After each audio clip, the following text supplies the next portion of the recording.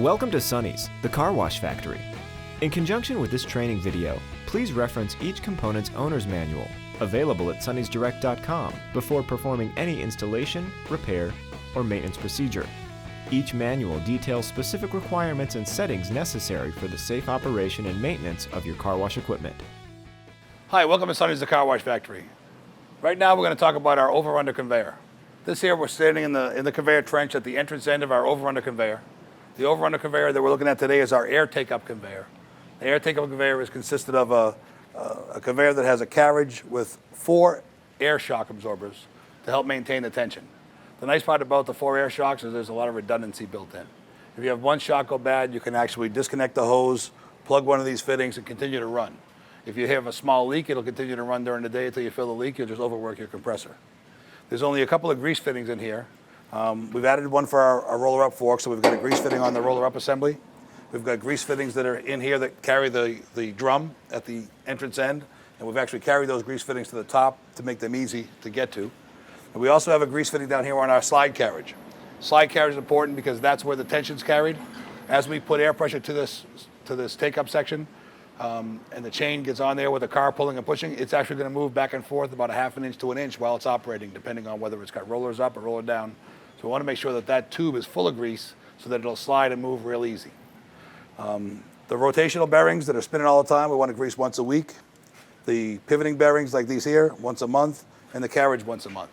That's about the lead time that we need to do them on. The roller-up assembly here is a detached roller-up assembly.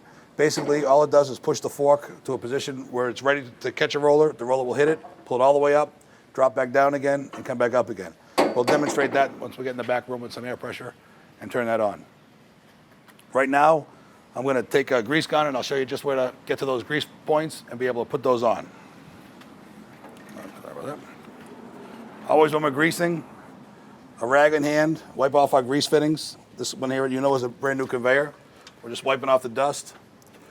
We'll pop our gun on. And whenever we grease, we're talking about 2 pumps of grease into each one when we do them. Is all we need to do to get these greased up. The slide tube on first time is going to take quite a bit of grease. We won't fill this one up completely because we're still going to train the owner. But here we're going to pump this up full of grease. There is a weep hole at the bottom. When it's full and packed, you'll get grease to come out the bottom of that weep hole. That's what you're going for. And every time you do it again, you want to push grease in there until grease comes out the weep hole. Otherwise, it'll come out at the slide tubes.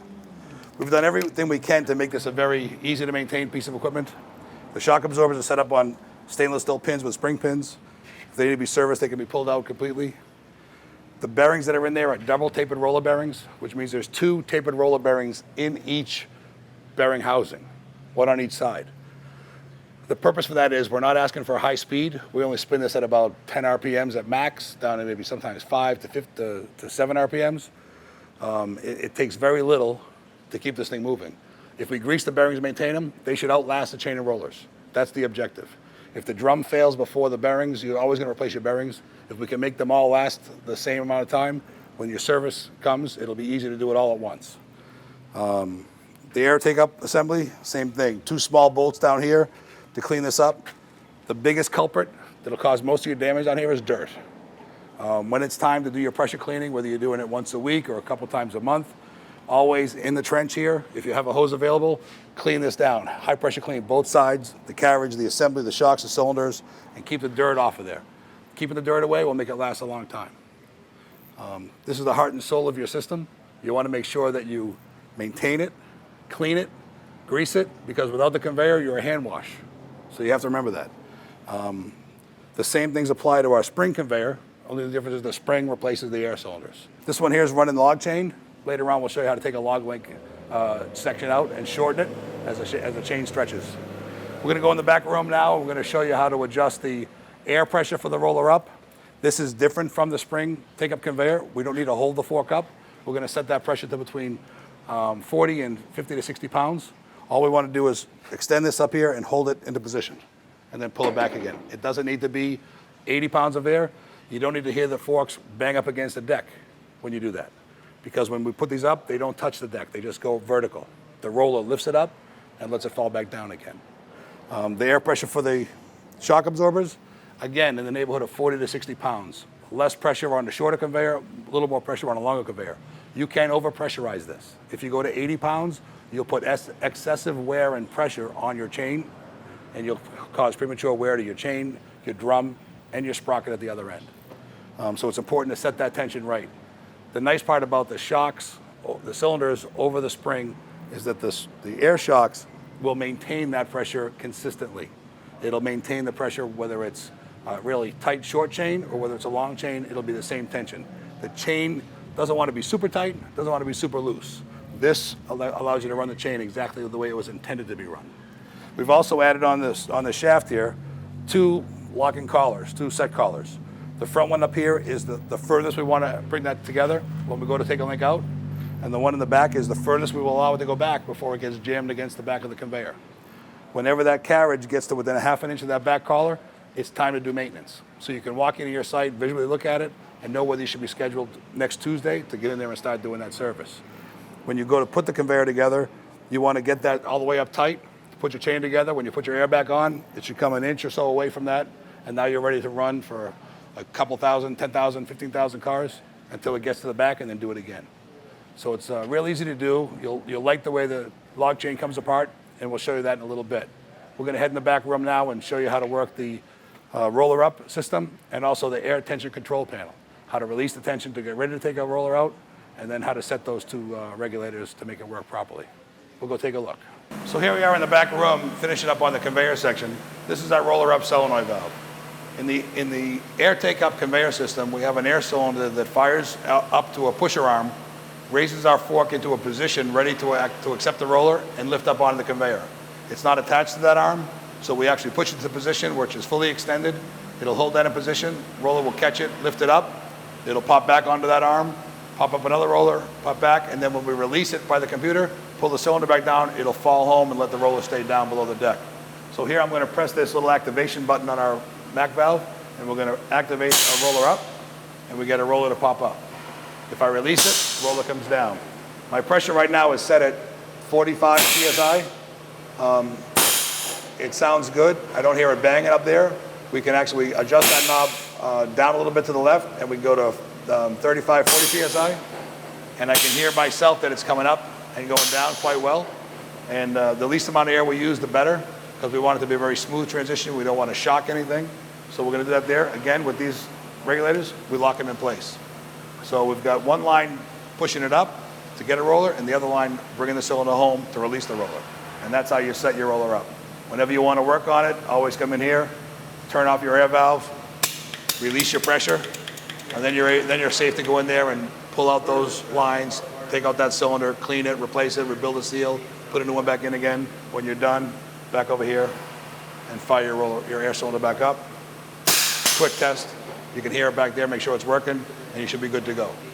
And that's it for the roller up system. Right now we're in the middle of taking a link out of the chain. My partner Robert over there just released the air pressure to the conveyor for me. He's got the lockout tag out taken care of. And now I'm going to take a small bar here, and I'm just going to reach inside here. I'm going to pry this carriage as far forward as it'll go. And you can see now I'm all the way up against our collar. It moves real easy with the weight of the chain coming home and tight. And in order to take a link out of the chain, you've got to get slack in the chain. So now that we've got that in place, I'm going to unravel my come-along. I'm going to get my come-along in place so I can pull a little bit of tension over covering one section of chain, so I can then remove the actual section that we want to take out and put a new section in. So let me get this come-along stretched out, and then we'll get it hooked up, and I'll show you how that works. Now that we've got our come-along stretched out, which could be another course in itself, we're going to use these 2 open links for our log chain. They're log chain links, but these also work in standard 88 series chain or even the D88K chain. We use these to hook through the link so we can pull very straight down the line. Robert, take one of those. You go back past yours. I'm going to go into mine.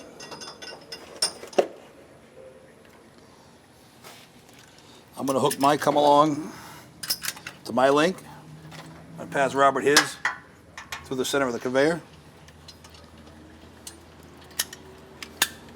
Come in. Go back a little bit further, Robert, if you can. It'll just take out some of that slack. Okay. Now that he's got that hooked up, we'll pull some tension on our chain.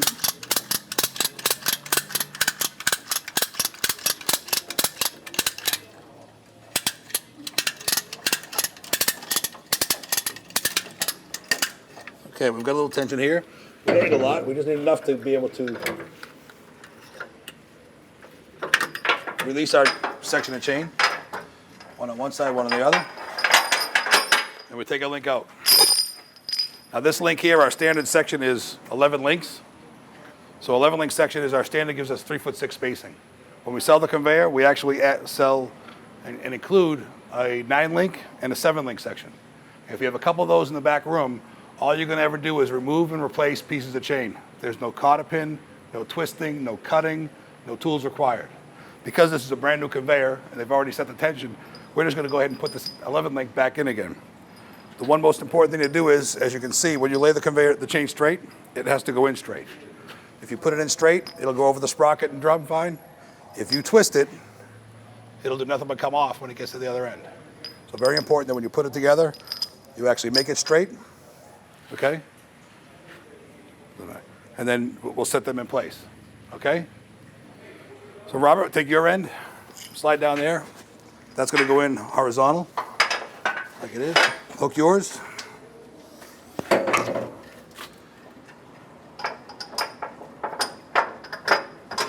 You in.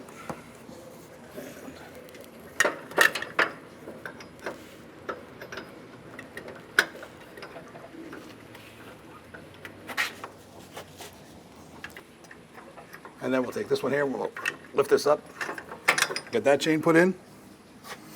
And now it's time to release the come along. Again, when they're working, if you get 1 or 2 bites in the release mode, pulling a little tension on the come along, it'll get you there. Then you do a little bit of a touch. And then a release. Then we can pull that tension off. Robert's out. I'm out. And we're able to release that come along. Make sure you take these 2 links out of the chain so that they don't get stuck anywhere, and bring them to the back room. And there you have it. You've right now replaced a link out of the, taken a link or changed a section in the conveyor to shorten it. We're going to go in the back room now, make sure our pry bar is out of the conveyor. We're going to go back to the air take up, apply the tension, and just check to make sure our pressure rating is set to where we want it. Let's go in the back room and show you how that works. All right, so now that we've removed the 11 link section and you put a section in that's a shorter section to take a link out of the chain to put tension on it, we have to come back here to the safety panel on the conveyor and we need to add tension to it. Okay? Clear? And we'll put this on here. And what we've done now is we've just added air pressure to the conveyor tension to slide it back. We're gonna go out there and make sure that that happened and it works and looks okay. And our carriage is in between our 2 collars so that we're ready to run for another month or 2. We also want to take a look and make sure that nothing happened to our pressure gauge. Right now we're set at 50 PSI, and from here we can set the pressure of the tension on our chain. But 50 PSI for this one here is good. We're going to lock that in place. Up here is our low pressure switch. Because it's log chain and because we don't want it to come apart and those links are just hooked together with no bolts or no cotter pins, we've got a little low pressure switch here where if we happen to have a leak in our compressor system, or our compressors for some reason failed or through a belt or something happened, if we lost pressure, when this switch gets down below 30 PSI, it'll automatically shut off the conveyor and stop it from running. That'll allow us to come back here, find out what our problem was, fix that problem, go back to work without having our chain come off and tangle up in our conveyor and cause our downtime to be even more extended. Again, it's a conveyor safety panel, safety for working on it, safety for convenience, but also safety so that we don't have any excessive downtime. So make sure that that switch gets wired up to your conveyor power pack or VFD starter, and this here will automatically turn it off if our pressure switch goes below. If someone comes in the morning, forgets to turn on the compressor, it won't let the conveyor run. So one of your first spots to check in the morning if the conveyor won't start, make sure someone powered up the compressors and that they're ready to run. Okay? And that's it for the conveyor and taking a link out of the chain. Today we're down here in the conveyor trench and we're looking at the conveyor HECO section. This is our HECO drive, the area of the conveyor that makes all the energy, that pulls the chain through. There is not a lot of maintenance in here, but there's a lot of things that can get you in trouble. Number one, we'll talk about the trap door assembly. Trap door assembly needs to be able to open up and close real easy. The rubber hinge we have here is what allows it to help come home all by itself. The roller, another critical component here. If we roll it back, you can see the roller has a shaft on it with two bolts. These bolts tend to loosen up. We've done some work on it in the past where we've actually recessed that shaft down into the door so that it cannot move when the roller hits it. It makes it last and stay tight a lot longer, but a very critical component that needs to be looked at daily or weekly. And you walk by, you want to check it, visually inspect it almost every day to make sure that it's intact in place. This will shut you down. This will cause a roller to jam and make things stop working. So you really want to take a good look at that there, make sure it's okay. On the Hiko side, just a quick reference to the hoses. We use a black and a red, a feed and a return. This is just a Charlene motor. Wherever the ports come in, oil comes in one way, it goes out the other. So the black's our feed. We're going to rotate this way, out the return, go home. We use a bearingless Charlene motor. The bearingless Charlene motor allows oil to weep from the motor into the gearbox, constantly lubricating and changing the oil in the gearbox. So there is no need to service the oil in this gearbox. The oil will pass through the Charlene motor into the gearbox. It'll come back, pressurize, come out of here and into the return line. This bypass always has to go in the return line. It's very important. If it doesn't, as we sometimes orient this motor to face the feeds right or left, the inlet and the outlet will change and sometimes get some people in trouble. And they'll take this here and put it back to the return line and they'll call and say they can't get any pressure.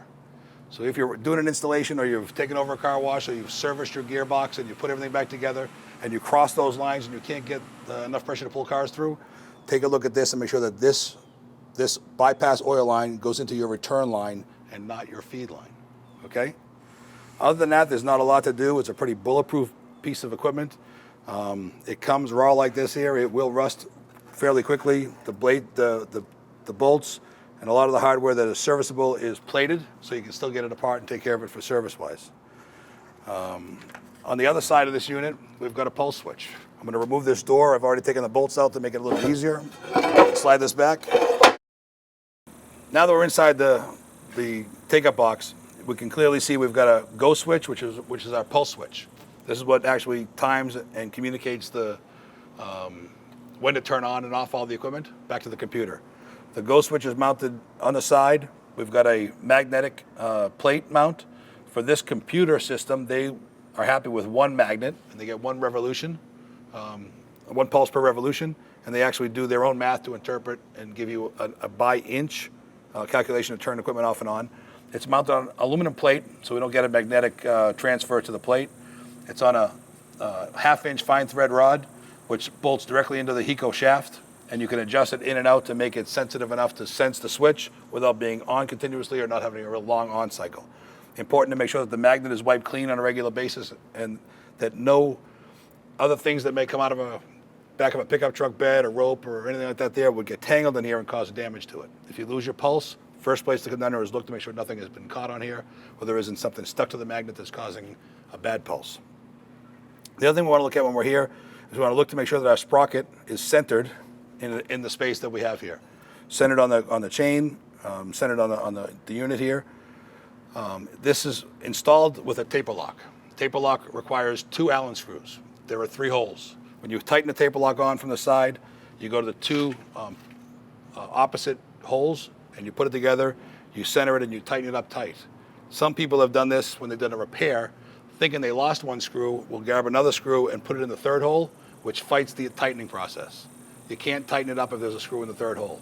When you remove this, you take your 2 screws out, you put 1 in that 3rd hole that's in the middle, and you push the taper lock to separate it, and that's how you remove it. When it goes back together, only 2 set screws. If there is a problem and this moves for any reason, you want to release the tension of the chain, take the chain off, always tighten your sprocket without any chain tension. That's another thing that'll cause false tightness. So make sure this is all done when it's disassembled. When you're done, put the chain back on, run it, inspect it within the first couple of days, week, and then it can be back to your regular weekly or monthly checks that you're down here looking for the shaft seal over here to make sure there's no leaks, nothing's caused any problems, your hoses aren't chafing, nothing's rubbing, and that you're okay to run. And that's really about all there is to do at this end of the conveyor to maintain your conveyor. All right, we're down here in the back room, and we're going to finish off with the conveyor and talking about the speed control. The conveyor in here is a hydraulic conveyor, so we have a power pack down here in the back room. This site actually has 2 power packs plumbed and wired into the motor control center, so they have a spare just in case something goes wrong. We talked about how critical it is to have a conveyor to pull your cars through. When we adjust this, it has a motor, a pump back here, a flow control valve. Flow control valve is what controls how much pressure and how much oil we send out to the conveyor itself. And then when it goes through there, it comes back to return. Okay? When we get up here, we've got a pressure reading. Normal pressure we'll see will be somewhere between 400 or 500 psi. And then this knob here is how we adjust our pressure. We're going to move it down towards 0 to slow it down and up towards 10 to speed it up. They've got it set here at about 100 cars an hour, and that's what we're going to look for. So here we've got our conveyor running. We're running at about 400 psi with nothing on it. And we've got no leaks at our filter, no leaks on any of our lines. If we want to speed our conveyor up, we would take this gauge up, we'll move it down here. We can make it go very, very slow, down to as far as 50 cars an hour more. We move it this way, we can get it to go up towards 100, 200 cars an hour. We're going to come back here and reset it to where they had it. And this knob here will allow you to tighten this down so that we can set the speed where we want it, so really nobody will touch it. Also easy to take a Sharpie marker to set where you want that speed to go. The computer here will also give us a reading and tell us what our conveyor speed is, okay? We'll take a walk in the back room, and we'll take a walk back to the tunnel, and we'll be able to put a stopwatch and a tape measure on the floor and actually do a calculation to measure our conveyor speed. Come on, we'll take a walk in the tunnel, and we'll take that, we'll give it a look. So we're gonna hit the start button when our roller gets to the beginning of the tape switch. The distance it travels in 15 seconds will be speed, and I'll give it a start right here. So we'll let this travel. We're measuring inches of travel in 15 seconds. We're at 8 seconds now. 10, 13, 14, 15. So at 15 seconds, we're running at about 87 inches. So right now our conveyor is running about 87 cars per hour. We're going to go speed this up a little bit like you saw us before. And we're going to set this conveyor at 120, and that's where they want to start this conveyor for their opening test cars. So I'll go in the back room, make some adjustments. We'll time it out again afterwards, and they'll be ready to go. But if you want to really confirm your conveyor speed, real simple. Inches of travel in 15 seconds will equal cars per hour. And then you can compare that against your production or your computer output to make sure it's accurate. Thank you for watching this maintenance overview video. Please visit sonnysdirect.com and review the complete owner's manual before attempting any installation, maintenance, or repair of this component. There you'll learn necessary procedures, settings, and other considerations required for the safe operation of your car wash equipment.